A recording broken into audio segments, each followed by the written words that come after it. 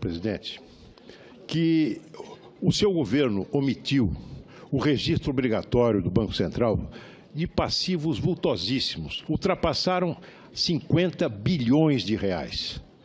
Isto é uma ilegalidade de tamanho tal que não poderia dispensar o consentimento de uma alta autoridade, que no caso é Vossa Excelência.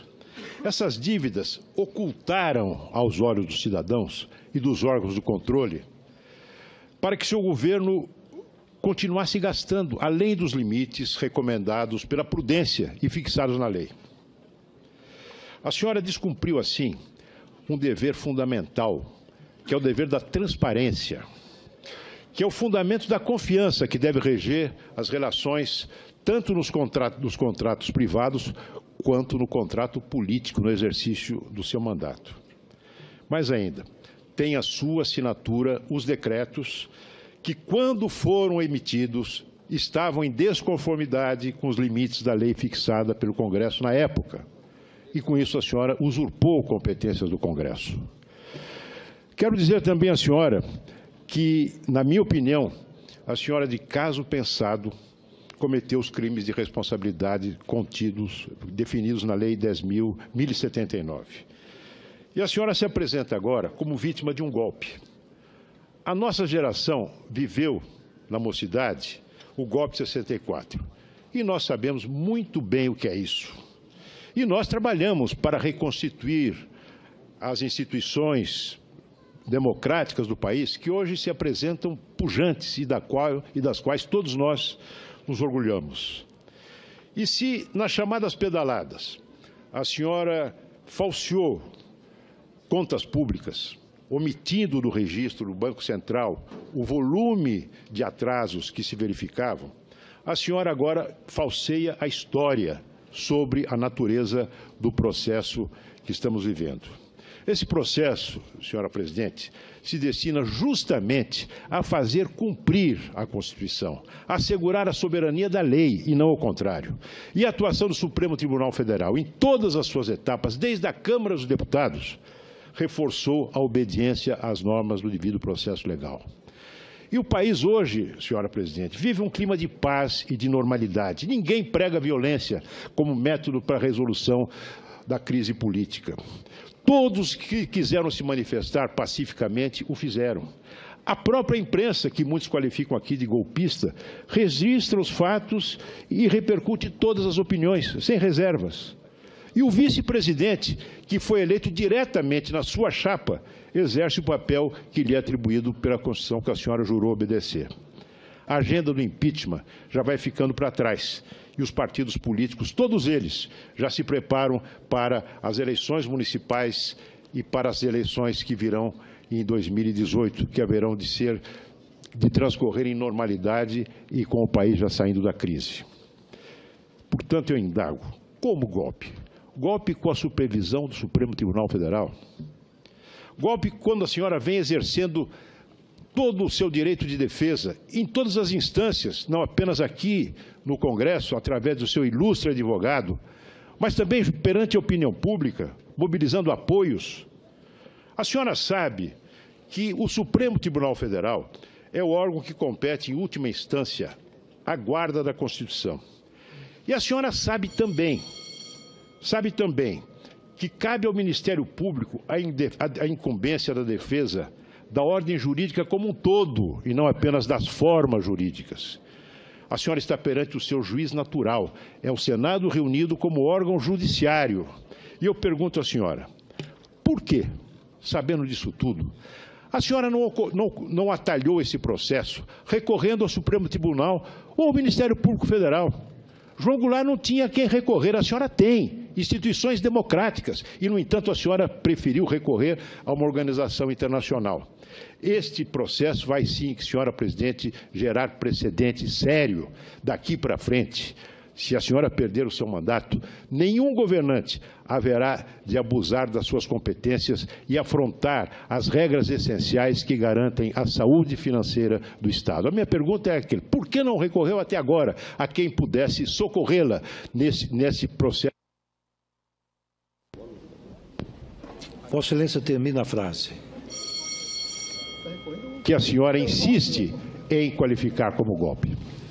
Obrigado, senador Aloysio Nunes. Senhora Presidente da República, com a palavra. Senhor senador Aloysio Nunes, eu quero dizer para o senhor uma frase muito simples. Eu estou recorrendo àquilo que a Constituição prevê. Porque essa história de querer que eu transfira para outrem a responsabilidade que é do Senado, porque não recorri, porque a responsabilidade constitucional, senador, está aqui. São os senhores senadores que têm, pela Constituição, o poder de me julgar. O que eu estou dizendo, senador, é que se me julgarem sem crime de responsabilidade, senador, é golpe.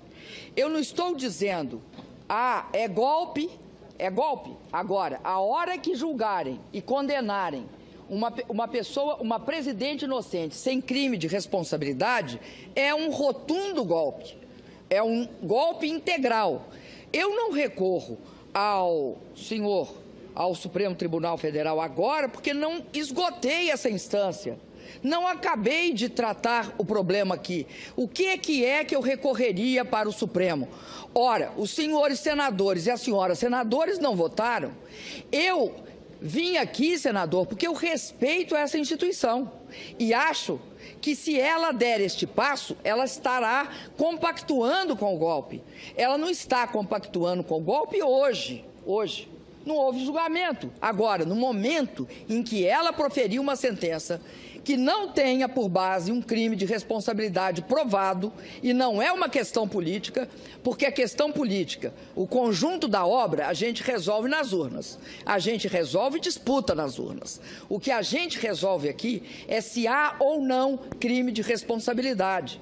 Crime de responsabilidade é uma exigência da Constituição. A Constituição estabelece, você pode ter o impeachment da presidente, tá certo? Mas em que condições?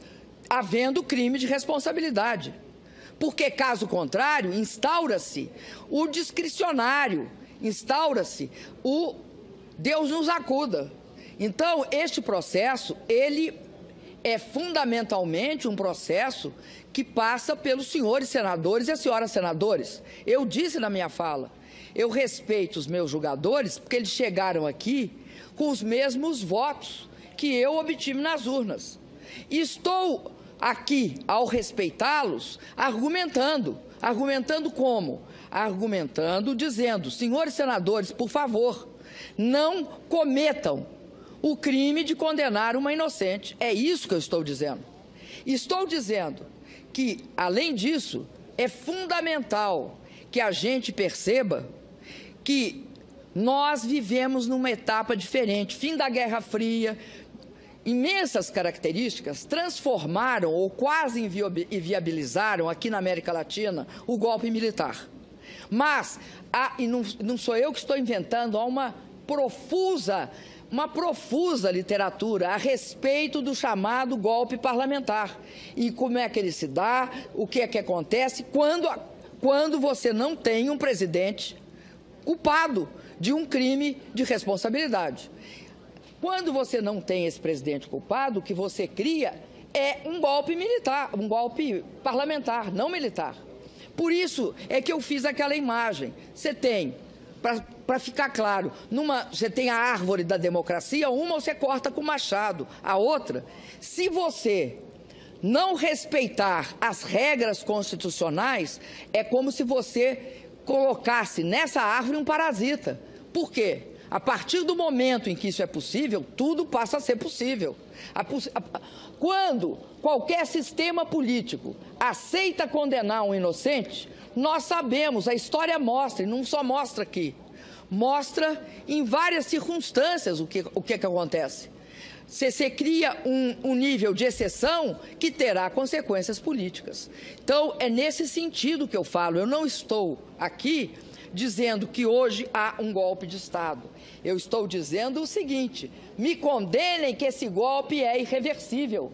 Me condenem, ele é irreversível. E aí, uma das mais importantes instituições desse país, que é o Senado da República, terá cometido um crime contra uma pessoa inocente. E é isso que nós não podemos admitir.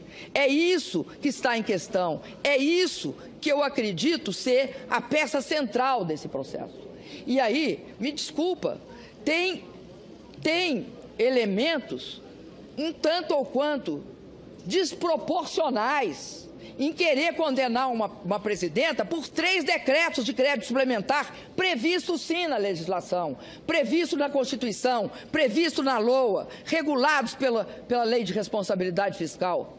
E acho que esta discussão a respeito da meta orçamentária, ela ameaça profundamente a Lei de Responsabilidade Fiscal. É pela Lei de Responsabilidade Fiscal que se controla o gasto no governo federal, na União. Nós controlamos o gasto utilizando o decreto de contingenciamento. Não há. Chegamos a colocar, antes era só no decreto, chegamos a colocar na lei de 14 e repetir na de 15, que nenhum decreto de crédito suplementar, e vocês aprovaram, nenhum decreto de crédito suplementar pode ultrapassar ou estar acima do decreto de contingenciamento. Está escrito na lei.